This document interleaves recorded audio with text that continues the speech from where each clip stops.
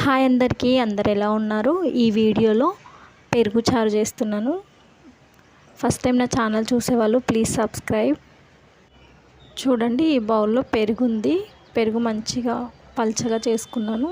ఇందులో కొంచెం బియ్యపిండి వేసుకున్నాను. బియ్యపిండి లేకుంటే కొంచెం బియ్యం నానబెట్టి మిక్సీ పట్టుకొని కూడా వేసుకోవచ్చు. ఫస్ట్ కడాయి పెట్టుకొని కడాయి వేడెక్కిన తర్వాత ఒక 2 స్పూన్స్ ఆయిల్ వేసుకున్నాను.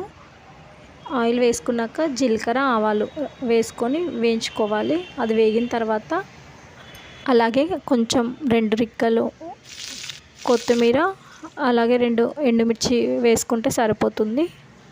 కొంచెం అల్లం వెల్లుల్లి పేస్ట్ వేసుకోండి. అలాగే కొంచెం పసుపు వేసుకొని అన్నీ కలిసేలాగా ఒకసారి కలుపుకోండి.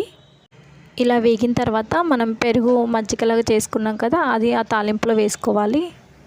ఈ సమ్మర్లో అప్పుడప్పుడు ఇలా తినండి, టేస్ట్ చాలా బాగుంటుంది, హెల్త్ కూడా చాలా మంచిది. ఇలా పెరుగు మరిగించుకున్న తర్వాత కొంచెం బియ్యపిండి కలిపెట్టుకున్నాం కదా, అది వేసుకోండి.